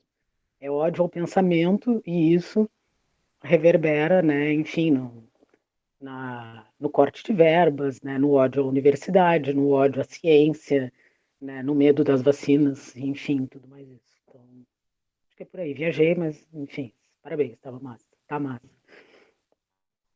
Agradecemos muito, Aline, a tua fala. Edu, acho que eu não te passo para ti, não passo para ti ainda. Eu vou ler 2 comentários que tem aqui, depois eu passo a palavra para a Lia, para a Angélica, que são as inscritas, e depois eu devolvo para ti. Pode ser assim? Então vamos lá. A Silvia de Amorim nos diz que não existe mais o chá de bebê. É o chá de revelação e as cores rosa e azul muito fortes neste momento de descoberta. Jacira nos diz que o Eduardo, assim como a tua pesquisa, também evidenciou-se na pesquisa da Michelle a força, o poder, o domínio que vem da tradição e que permanece muito presente e evidente. Quais os impactos que essas narrativas e ações têm nos espaços de educação infantil, mas não só, na sociedade? Que indicativos há de construir essa tradição? Depois a Jucenir Serafim nos diz: além das disposições de brinquedo, datas comemorativas, cores, entre outros exemplos trazidos até o momento, como os educadores podem levar de formas diferentes e lúdicas a temática? Para construir práticas pedagógicas que promovam a formação da criança, para que possam criar suas próprias representações e a esse respeito, principalmente na educação infantil. A Lia já vai ter a palavra, então eu não vou ler o texto dela aqui, que ela vai poder discorrer sobre isso. Queria fazer uma reflexão, daí o Ariel nos diz, ou a Ariel, desculpa que eu não consegui, ou Ariel, né? Enfim. Queria fazer uma reflexão para todos. Sempre vejo muito falar sobre homens sendo professores e todo esse preconceito que tem em torno disso. Mas vocês pararam para imaginar travestis transexuais dando aula na educação infantil? Eu, como futura professora e sendo travesti, vejo que as coisas vão ser bem difíceis. Já são, até porque no Brasil é o que mais mata, o Brasil é o que mais mata travestis e transexuais e muitas já não têm acesso à escola desde cedo, muito menos à universidade. Só a esse respeito, já passo a palavra para a Lia, o Cris, o professor Cristiano da Rosa, que apresentou na última roda de conversa, ele tem um trabalho bem interessante sobre a presença de fins na educação infantil, em um trabalho que ele fez. Vale a pena dar uma olhada. A palavra está com a Lia, depois com a professora Angélica. Ô, Alexandre, a Lia que fez o comentário no chat não é a mesma que pediu a palavra. Ah, desculpa. Nós temos duas Lias hoje aqui. Me perdoa, Lia Siqueira. Sexo e gênero estão sempre em diálogo, em caráter de um binarismo dos corpos. Os dois são construções sociais. Constatamos isso quando pessoas intersexo são consideradas como uma anomalia. Então tá, desculpa, Lia Siqueira. Agora a palavra está com a Lia Rosane. Oi, boa noite, todos me ouvem? Sim, perfeitamente. Então, gente, na verdade eu não sou Lia, estou disfarçada, estou pelo da minha mãe, meu nome é Maria Luísa, eu estou na 8ª e 9ª fase de serviço social. Na verdade, eu quero só fazer uma breve contribuição antes de agradecer o espaço, porque eu estou há 3 semestres fazendo um estágio supervisionado num lugar de muita opressão.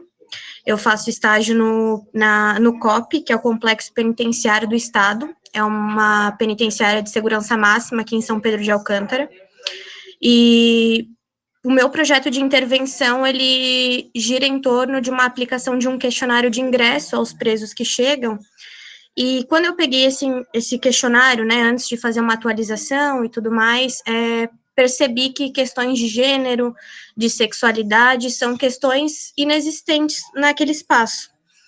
E quando pontuei para minha supervisora a importância disso, eu fui muito questionada referente ao nome social, tendo em vista que nós temos uma transexual na unidade que não é respeitada, não é chamada pelo seu nome social, enfim.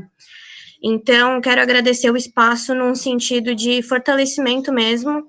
Chego ao final do curso de serviço social meio atordoada, fazendo estágio nesse espaço, e estou muito feliz, assim, participando deste momento. Tenho uma mãe pedagoga, eu acho que é uma categoria de muita luta, como a das assistentes sociais.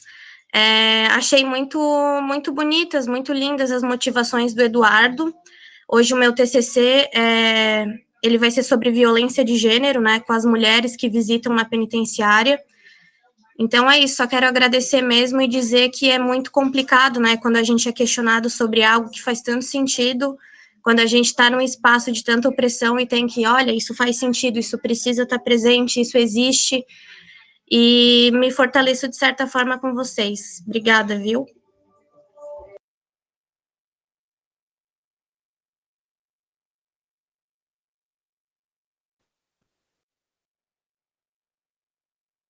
Angélica, por favor. Acho que tem mais gente aí participando, de repente até posso abdicar da minha fala. Deixa eu ver se... Estamos com tempo, né? Mãozinha levantada que nós temos aqui agora é a tua. Ah, tá. Tem bastante, acho que tem alguns comentários.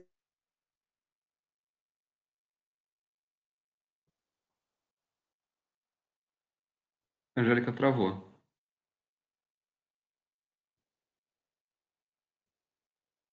Então tá, vamos lá. Enquanto a Angélica destrava, a Aline concorda com a Ariel. Também concordo, sem dúvida. Aí, que não é a mesma Lia, eu peço desculpas, que realmente eu vacilei. A Aline nos diz que precisamos de cotas para trans travestis no serviço público, em especial na área de educação. De fato. A Sofia, qual a data da palestra que você mencionou, Aline? Então, eu não sei, eu acabei botando a do Cristiano ali, que eu achei que o negócio era comigo, mas não era. É a da Marilene Chauí, que a Aline comentou durante a fala dela. A Gabriela Gabi nos diz que, em função de outra reunião agendada para a gente, ela agradece, parabeniza e tal, e fala sobre a discussão que nós havíamos feito. A Aline já vai colocar o link aqui para quem queria saber de qual era a palestra. Então, agora, Angélica, por favor, fala contigo, ou se tu preferir, eu posso passar para o Edu e depois devolvo para ti. Aí é uma organização que tu decide por nós, por favor. Não, então acho que eu já vou falar, aproveitando que eu estou conectada, porque a minha internet, pelo que eu estou vendo, está instável, né? Não, muito bom te ouvir, Eduardo, né? E fiquei pensando, acabaste mencionando aí a pesquisa do pós-doutorado que eu fiz, e eu acho que tem muito diálogo, assim, com a tua pesquisa também, né? Em alguns aspectos, assim, tem bastante proximidade mesmo. Porque a formação inicial, ela acaba sendo realmente muito importante, né? Para essas discussões que o Eduardo nos traz, e a formação continuada também, né? E eu estava aqui pensando que, na verdade, a formação inicial, a nossa formação inicial, ela deixa a sexualidade, né, e também gênero, mas a sexualidade, principalmente, fora da porta da sala de aula, né, como se o sujeito entrar na escola deixasse a sexualidade em casa, né, e as crianças também, isso não existe, né, as crianças, a sexualidade nos constitui, né, e eu acho que a gente tem lidado dessa maneira, tanto na formação inicial, né, quanto nas nossas práticas, na forma como a escola também se organiza, né, e aí a ideia também do gênero como um organizador social, que é uma discussão feita pelo grupo da professora Maria Cláudia, lá da Unicinos, acho que é bem legal para pensar, né, essas questões. Estava só pensando aqui.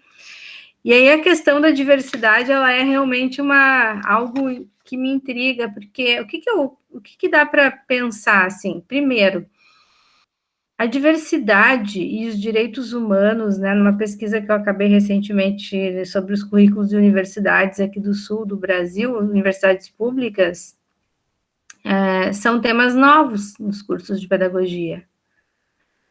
Então, acaba que uma resolução lá de 2015, né, que estabelece as diretrizes para a formação de professores e professoras de qualquer licenciatura, coloca a obrigatoriedade, né, da formação sobre direitos humanos e diversidade, aí, claro, no balaio da diversidade entra gênero, sexualidade, não se nomeia, né, mas, ao mesmo tempo, a gente está tendo que dar passos atrás. Nós estávamos num nível de discussão, de formação. O que aconteceu, né, a partir da ofensiva antigênero, da ideologia de gênero, da escola sem partido, e depois, né, dessa política terrível que a gente está vivendo? A gente está tendo que dar uns passinhos atrás, né, daquilo que a gente vinha conquistando, para poder olhar para o que está acontecendo, né? E eu estava pensando que, de alguma maneira, gênero e direitos humanos e a diversidade acaba sendo uma porta de entrada para o gênero e para a sexualidade, né? Mas também no campo das políticas públicas existe a crítica, né, do uso da diversidade como uma forma de governamento neoliberal, né, dos currículos, enfim, dos currículos na política educacional, no caso. E aí, nesse sentido, sim, né, o esvaziamento também, né, do sentido político da diversidade, e qual diversidade, né, não se nomeia essa diversidade e fala-se em diversidade. Mesma coisa quando a gente fala em educação democrática, mas o que é essa educação democrática? Como que vai ser democrática se a gente não tem lá, né, determinados grupos sociais, né, participando das decisões que são importantes e tudo mais, né? E aí a diversidade, ela aparece como uma forma de apaziguamento, assim, dessas desigualdades, né? Vamos resolver nosso problema, vamos falar sobre diversidade, e a gente sabe que falar em diversidade é bem mais tenso do que qualquer possibilidade de consenso ou de apaziguamento, sei lá, né? Estava aqui pensando, ao te ouvir, sobre essas questões, né? Na verdade, a tua pesquisa, ela suscita uma série de coisas na gente, e é isso. E os direitos humanos, que são uma novidade, né, nos nossos currículos, também, aí a gente tem ele tratado de forma mais genérica, ou então entrando também nessas discussões, né, sobre gênero e sexualidade. Mas é isso, o nosso momento atual, eu estava pensando, porque vocês sabem que nós temos aí uma nova determinação, né, a formação inicial, novas diretrizes que não tocam em nada dessas questões, então a gente fica pensando que o tamanho mesmo do nosso retrocesso, ele é muito grande. Nós vamos sentir isso em breve, assim, né? Acho que era isso, queria só comentar. Então tá. Agora eu devolvo a palavra ao professor Eduardo para ele fazer considerações, né, acerca do que nos foi dito. Por favor, Eduardo. Então, de antemão, já agradeço os comentários e agradeço também as questões. Eu fiz umas anotações breves aqui, assim, eu espero não ter perdido nenhum. E se caso perdi, podem pedir de novo, tá? Espero ter conseguido atender. Enfim, eu acho que, Angélica, só aproveitando já o gancho da tua fala, né, sobre esses retrocessos, né, a gente percebe, por exemplo, quando fala em direitos humanos e educação para direitos humanos, a invisibilidade, né, dessas diretrizes, né, especialmente, por exemplo, na educação infantil, a gente sabe das diretrizes curriculares para a educação infantil, e elas vêm sendo tratadas cada vez mais, assim, com maior potência e necessária. Contudo, as diretrizes para a educação de direitos humanos, ela é negligenciada, ou seja, desde 2013, né? É um documento mandatário desde 2013, e o documento mandatário ele manda, né? Se ele manda, a gente tem que compor o nosso currículo a partir dessas diretrizes, né? E cada vez mais, como tu diz, né? Cada vez mais que se movimenta dessa maneira, né? Que se impede, né? Que se silencia, né, a gente vai sofrendo esses impactos, né, e cada vez mais a gente vai se distanciando dessas discussões necessárias, né. Espero, então, aqui eu fiz algumas anotações. Jacira, né, perguntou sobre tradição, né, e na minha dissertação eu consigo fazer um pouco mais a expansão da discussão, né, e me aproveito também dos conceitos da Sandra Corazza, quando ela vai falar sobre currículo, porque quando a gente trabalha a discussão de inovação e tradição, é importante salientar que a inovação ela se volta para a tradição para pensar novas possibilidades. Né? Então, quando a gente vai pensar a nível de currículo, do que esse currículo reverbera nesse dia a dia, as inovações que a educação infantil vem apresentando, ela não esquece do que já foi construído tradicionalmente. Então, a gente tem bases, né, que foram construídas ao longo do tempo, e a partir delas a gente repensa e opera de determinadas maneiras. Então, essa articulação é bem importante, de pensar a tradição e a inovação. Elas caminham juntas, a gente não esquece dessa tradição. Mas é importante de olhar para essa tradição e pensar quais discursos que estão impregnados nessa ideia de tradição, né? Nessa ideia de que é tradicional na educação infantil termos datas comemorativas, né, que é tradicional na educação infantil ter o azul e o rosa, por exemplo, para determinar o que é de menino e o que é de menina, porque daí essa tradição ela vai inferindo outras discussões, vem inferindo determinados movimentos que são importantes para essa constituição humanitária do sujeito infantil, né? Então, quando a gente fere isso, está na hora da gente repensar, inovar, enfim, buscar e olhar, porque a gente não deixa de olhar para essas produções, não deixa de olhar para essa tradição, e sim, a partir delas, repensar e traçar novos caminhos, né? Então, a gente não perde de vista essa tradição. E quando eu vou pensar, fala da Jusenir, se eu não me engano, que fala sobre as práticas pedagógicas, né? Eu acho importante primeiramente salientar a importância da formação, porque essa formação, e é o que eu opero ao longo da minha discussão, a formação docente ela é necessária sempre, né? Ou seja, tanto na formação inicial quanto a continuada. E a continuada ela vai operar muito num campo de contexto, né? Que é daquele contexto no qual a escola se situa, que é naqueles discursos que cada professor vai trazer, né, o conhecimento que cada professor, né, as experiências que cada professor, que cada não só professor, mas cada profissional que está dentro da escola, porque é importante de salientar que não são só a formação é importante de acontecer, especialmente quando a gente trata dessas discussões, não só com os professores. Além disso, existe, como tinha ali uma das falas de uma das coordenadoras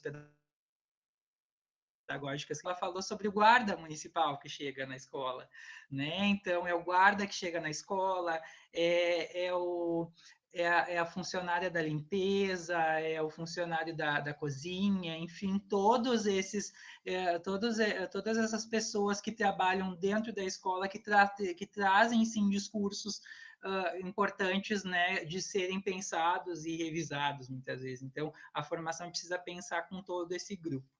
E aí, quando a gente pensa nessa formação, a expectativa sempre é de reverberar em práticas, né? Então, algumas ideias aqui eu trouxe, sempre salientando que não posso operar aqui com receitas prontas, né? Não tem como operar com receitas prontas, porque vai ser pensado e configurado dentro de cada contexto. Mas, por exemplo, são ações importantes de ser repensado, de ser colocado sob suspeita, um movimento Foucaultiano muito importante de colocar sob suspeita determinadas naturalidades. E aí a gente vai olhar isso desde o berçário. Desde a troca de fralda, a gente trata de sexualidade, mas e a troca de fralda? Como é que acontece a troca de fralda? De que forma acontece a troca de fralda com meninos e com meninas? Quais falas que acontecem entre os professores ao longo da troca de fralda? Isso tudo compõe uma educação para a sexualidade. E uma educação sexual que é importante da gente pensar como eu lido com esse corpo, como eu mexo nesse corpo infantil, como eu peço licença para tocar esse corpo infantil ao longo da troca de fralda, ao longo daquele abraço, enfim, de todo aquele acolhimento do colo que eu dou. O colo que eu dou para a menina é o mesmo que eu dou para o menino. Eu interpreto o choro daquela menina da mesma forma que eu interpreto o choro do menino. Então, isso são ações pequenas, ditas naturais que precisam ser colocadas sob suspeita. Então, a gente começa a pensar nessas pequenas ações. É naturalizado, muitas vezes, que o menino bate porque ele é mais agressivo, porque ele é menino. Né? Então, colocar sob suspeita essas ideias. E a menina, cai o mundo se essa menina for em algum momento agressiva, porque ela é menina, ela tem que ser comportada. Os discursos que a gente faz, né? Tem que ser menina bonita, tem que fazer isso, tem que fazer aquilo, como a gente regula esse corpo infantil feminino e como a gente dá determinadas liberdades para esse corpo masculino ou restringe ele, porque menino não pode chorar, né? Então, são discursos que a gente vai acionando ao longo do nosso dia a dia e muitas vezes não percebe.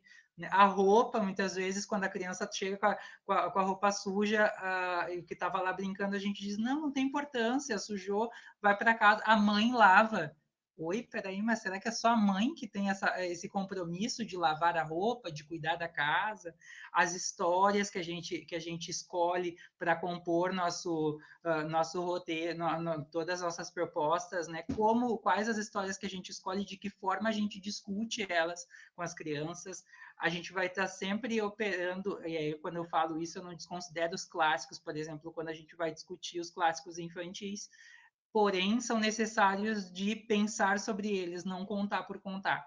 Né? Então, quais esses scripts de princesa, de príncipe, quais as outras possibilidades de ser príncipes e ser princesas? A gente tem um arsenal de materiais, de histórias potentes para repensar essas diversas formas de ser princesa, de ser príncipe, de ser super-herói, de ser heroína. Então, a necessidade que nós temos de trazer essas representações dentro do espaço da educação infantil. Eu acho que as datas comemorativas também a gente precisa repensar sobre elas, de que forma nós vamos operar com elas, tendo em vista que a escola ela é laica, e aí a gente opera muitas vezes com datas comemorativas muito voltadas a uma determinada religião, a um determinado calendário cristão, e sendo que nós estamos numa escola laica, a priori. né? E além disso, as datas comemorativas, quando a gente vai olhar para ela, tem que pensar sobre essas configurações familiares, sobre essas formas de representação de homem, de paternidade, de mulher, de maternidade, enfim. Então, a maneira que a gente vai operar, repensar isso, mas isso tudo discutido enquanto grupo, enquanto formação de professores, né? E além disso, quando a gente vai tratar com as crianças, é importante de questioná-las, né? Fazer refletir sobre. Não adianta a gente trazer um discurso moralista. Ah, menino brinca, pode brincar de boneca. Né, quando dá aquela intriga, às vezes, entre as crianças, né, onde um grupo, um grupo, por exemplo, né, de meninas afasta o menino de poder brincar com as bonecas, ou os meninos que afastam as meninas de brincar de carrinho.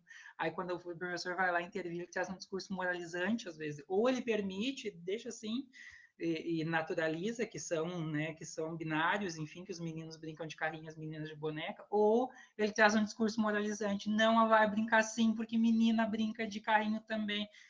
Fazer eles refletir é muito mais significativo. Tá, mas por que ela não pode brincar de carrinho? Por que ele não pode brincar de boneca? É um discurso, são questionamentos contínuos, que não é de uma vez só que a gente faz. Eles têm que acontecer diariamente interpelando a criança cada vez mais para que ela repense sobre isso, porque está muito impregnado, né? Muitas vezes na constituição familiar, nas representações da mídia que ela convive, enfim, então pensar sobre isso. Acho que pensar sobre propagandas é importantíssimo. A gente faz um trabalho bacana na escola com algumas propagandas do público infantil, para que as crianças olhem essas propagandas e discutam sobre elas. É fantástico as discussões que acontecem com as crianças. Primeiramente, apostar, né, investir na criança. Acho que isso é básico, né, da gente conhecer e saber o potencial infantil, o potencial das discussões que a gente tem com as crianças, né? E aí, a partir disso, a gente consegue traçar um trabalho e investir cada vez mais nas nossas práticas pedagógicas, nas nossas pesquisas com as crianças. Eu acho que basicamente seria isso, entre alguns aspectos, para a gente estar aí pensando sobre as nossas práticas com as crianças na educação infantil, refletindo sobre as temáticas de gênero e sexualidade. Ariel também, né? A Ariel comentou acerca das limitações, e aí eu já tinha até escrito aqui junto contigo, Aline, a questão da necessidade das cotas, né? O quão importante as cotas, e aí Thiago aqui para a área da educação, cotas para travestis e trans no serviço público, inclusive, especialmente na educação, para que se tenha esse convívio, essa diversidade, essa democracia realmente, né, desse serviço público. E a gente tem algumas pesquisas aí, a gente tem a pesquisa da Marina, a gente tem a pesquisa da Meg Hayara, que tratam da docência, da docência travesti, da docência trans, que são bem importantes da gente refletir a partir das pesquisas delas, bem potentes. A princípio, eu acho que é isso, mas eu espero não ter esquecido de ninguém. Se eu esqueci de alguém, me avisa. Olha, Edu, acompanhando a tua fala, acho que não, acho que tu deu conta de todas as questões, pelo menos eu também tinha feito algumas anotações aqui, e das minhas anotações todas as pessoas foram contempladas. Vamos ver como é que anda o nosso chat aqui.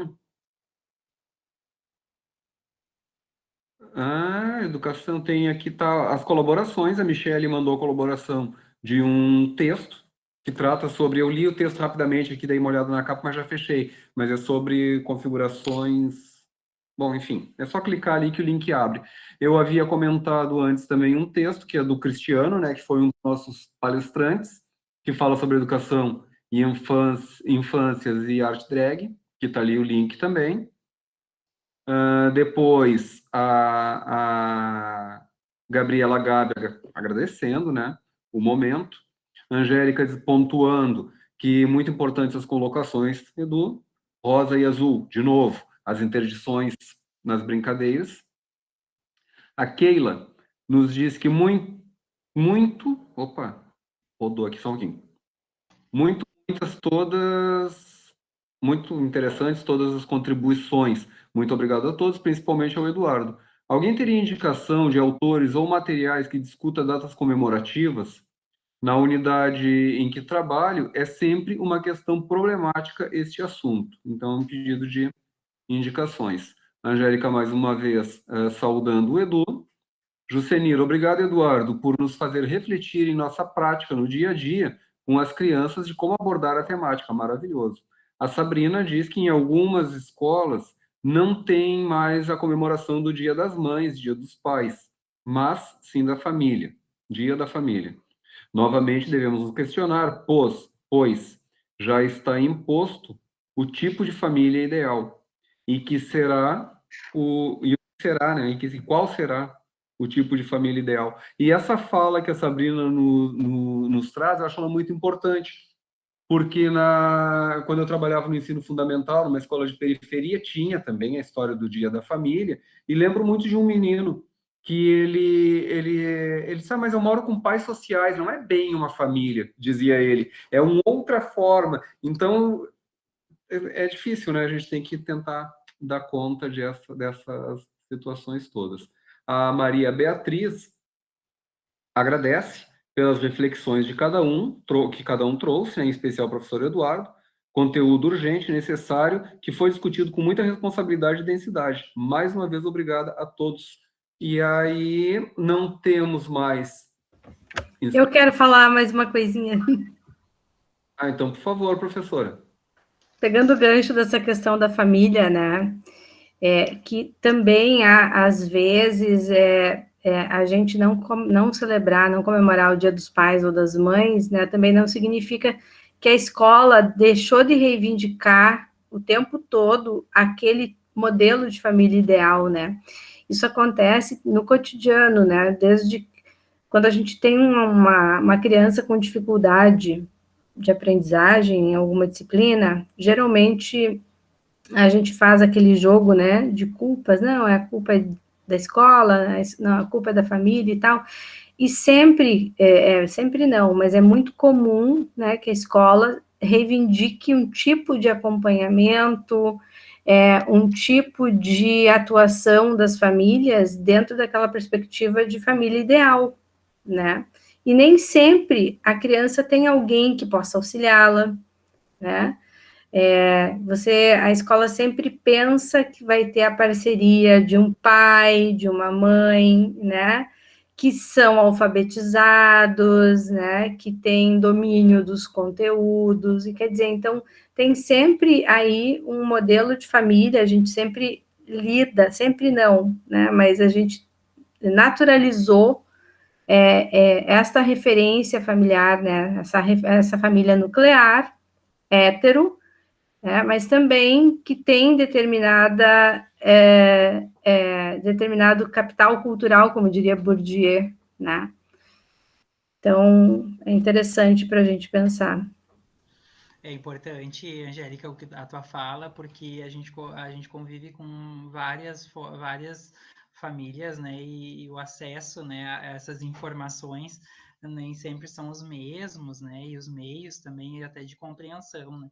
A gente, por exemplo, trabalha numa comunidade onde, basicamente, no dia a dia, o bilhete não tem tanto significado, né, a gente entrega, por exemplo, os bilhetes, enfim, os informativos, sim, mas a gente precisa reforçar na fala.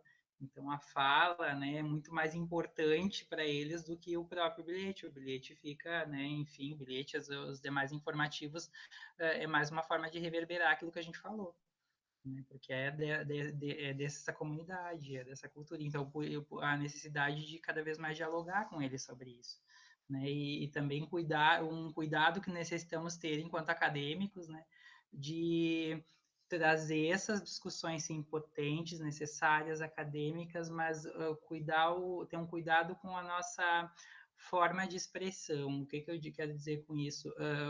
As falas que a gente usa, os termos que a gente usa em determinadas comunidades, a gente precisa ter um cuidado para que eles possam ter a compreensão acerca de.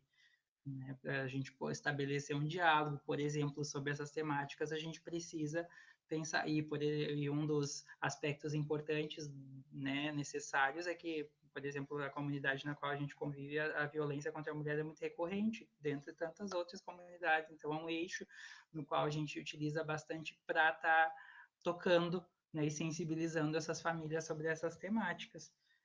Eu me lembro que alguém pediu sobre referências, eu usei bastante a Luciana Osteto, com referências às datas comemorativas, né? O Altino também trabalha com, eu não me lembro agora, fugiu o sobrenome dele, mas ele tem um trabalho super bacana sobre datas comemorativas também. Eu e a Michelle ousamos fazer um artigo que saiu, que foi publicado junto com a professora, fizemos parceria com a professora Jane Felipe, e um artigo nosso foi publicado num livro e trata sobre as datas comemorativas também. A gente faz uma discussão e faz esse entrelaçamento dos scripts de gênero e as datas comemorativas. Depois eu posso estar passando aí para vocês, ele está num livro, num e-book, inclusive também a gente tem acesso em e-book do livro, com vários artigos bem bacanas, e aí um deles é essa discussão que eu e a Michelle e a professora Jane fizemos acerca das datas comemorativas e as relações de gênero.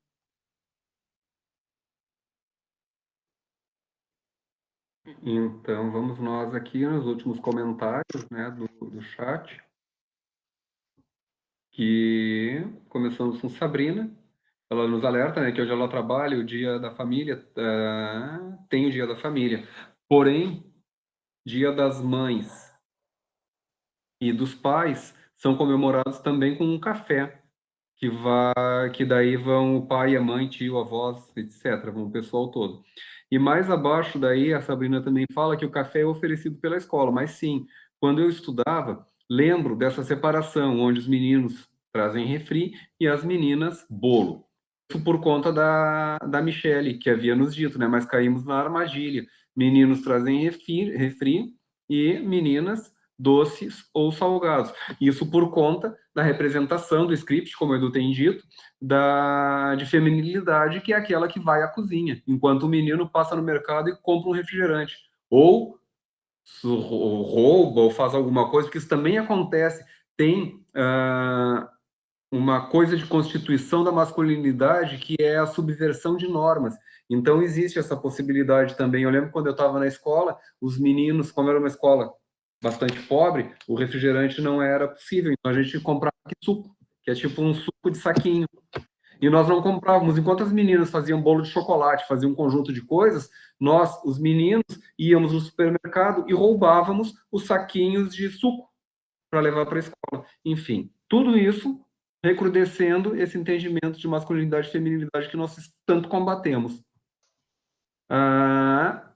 Então tá. Aqui a Sabrina daí falou isso, claro, dos bolos dos refris. Maria Beatriz, essa apresentação será disponibilizada. Nela tem muitas referências mesmo. Não consegui anotar e registrar todas. De qualquer forma, vai estar, Beatriz, disponível no YouTube do Nuvic. Então, lá é possível botar a parte, congelar e poder fazer as cópias, que eu não sei se a gente consegue disponibilizar por aqui a apresentação. Enfim, mas daí vai estar disponível no YouTube e existe essa possibilidade de dar uma olhada lá. Altino, claro, daí está aqui a Camila, o Altino, que é o professor da UDESC, né? E a professora foi professora da UFSC, então são pessoas da casa. O livro que o Edu se referiu está ali, Gênero, Diferença e Direitos Humanos, é preciso esperançar em tempos hostis. Recebemos um coraçãozinho da Keila, e aí depois posto o link para nós depois, claro que sim. Então tá, eu acho que era isso. A Angélica já disse ali que sim, que postaremos. Eu quero alertar ainda aos participantes que a última roda, que é a sexta, vai ser no dia 20 de julho. A Vanessa Rosa da Costa vai nos falar sobre protagonismo de meninas negras na literatura infantil contemporânea. Trabalho muito legal. Eu tive a oportunidade de assistir, né, a defesa dessa dissertação, e eu acho que vai ser bastante legal. Inclusive, nós estamos, né, Angélica, a gente teve muito bom gosto nas nossas escolhas de palestrantes, porque todas as rodas, cada uma foi mais incrível do que a outra. Assim, desde o primeiro dia até hoje, são muitas alegrias. Enfim, eu Com isso, vou encaminhando para o fim, passo a palavra para a professora Angélica, organizadora do evento, junto comigo, e para a Jacira também, mas a Jacira hoje ela tá mais discreta na câmera, e depois passamos para o Eduardo para a gente finalmente fazer a despedida, né? Então, por favor, professor. Então, pessoal, eu quero, em nome do Alteritas, que é meu grupo de pesquisa, agradecer a presença de vocês aqui, né? E, em especial, ao Eduardo, pela sua fala tão importante para pensar a educação infantil. A gente percebe que o Eduardo é alguém que está mesmo com o pé dentro, né, da temática dele, e isso, com certeza, enriquece, né, e traz algumas coisas de forma muito concreta, assim, para a gente pensar. Então, Eduardo, muito obrigada a todo mundo que está aqui presente, e quero agradecer em especial o pessoal da turma, né, a nossa disciplina, Corpo, Gênero e Sexualidade, que seria a primeira aula hoje, mas nós só tínhamos disponível a terça-feira à noite para ofertar essa disciplina optativa, eu e o professor Alexandre. Nós fazemos uma docência compartilhada, não é uma divisão de disciplina, nós fazemos docência compartilhada nesta disciplina, e então a gente abriu a possibilidade das pessoas participarem da roda hoje, né, como parte da nossa disciplina. Então, para o pessoal da disciplina, só dizer que terça-feira que vem vai ser lá no Moodle mesmo, né, a nossa primeira aula, apresentação do plano e, enfim, para a gente se conhecer melhor, tá, pessoal? Mas muito obrigada pela presença de todo mundo, o pessoal que está aqui sempre nas rodas, né, enfim, pessoal da rede municipal de ensino aqui de Florianópolis, aqui não, eu estou em Pelotas, mas de Florianópolis, né, que é o pessoal que tem participado com a gente desde o começo, e tem também as pessoas que vêm de vez em quando, porque nem sempre é possível, né? E é isso, continuamos juntos, né? Até o final, na nossa última roda, então, em que a gente vai ter a fala da Vanessa sobre protagonismo de meninas negras na literatura infantil, né? Tá? Vai ser que dia mesmo, Belo? Terça do 20, mês. uma terça-feira. Dia 20, exatamente, tá? E agora, então, eu passo para o Edu, nosso querido Edu, se despedir de vocês, e depois o Belo, não sei, a Jacira está nos bastidores hoje, o Belo encerra, então, depois. Então, só tenho a agradecer pelo convite, pela oportunidade de poder estar compartilhando com vocês, para estar conversando, enfim, parabéns pela organização, parabéns pelo evento, parabéns por essa disciplina que está aí iniciando e que com certeza vai render muitas discussões. Que bom, que potente que vai ser isso. Um orgulho para a universidade pública, né, de qualidade estar traçando essas discussões, e gratidão a oportunidade de estar aqui presente com vocês, mesmo que virtualmente, né, mas a gente consegue estreitar, né, a partir do virtual a gente consegue estreitar cada vez mais esses laços, enfim, esperamos que possivelmente logo tudo isso passe e possamos também nos ver presencialmente, né, agradeço então a atenção de todas, de todos, de todes, e espero poder ter contribuído um pouco mais para as reflexões de vocês. Muito obrigado mesmo. Então tá, Edu, nós agradecemos imensamente, agradeço a presença das pessoas. A Viviane Porto agradece, noite com inúmeras reflexões. Obrigado, Eduardo e equipe do Nuvic, caderno recheado de anotações por aqui, que me permitem repensar, muito bom. A Dina, muito obrigado por mais esse encontro, um tema muito importante, que precisamos discutir muito ainda. Boa noite. Gratidão ao Eduardo pelas reflexões junto com o coletivo. Essa a Silvia nos diz. Enfim, daí outros agradecimentos. E aí, agora que eu me dou conta, Angélica, que nós começamos a nossa disciplina com uma aula magna. Pensa, a gente está chique pra caramba. Tá, pessoal, com isso eu me despeço de todos e dou por encerrado, então, a nossa noite de trabalho. Muito obrigado pela presença. E aguardo os estudantes da disciplina e as estudantes na terça-feira, e os membros e os participantes da roda de conversa no dia 20, com a fala da professora Vanessa. Muito obrigado e boa noite. Acho que dá para parar a gravação agora.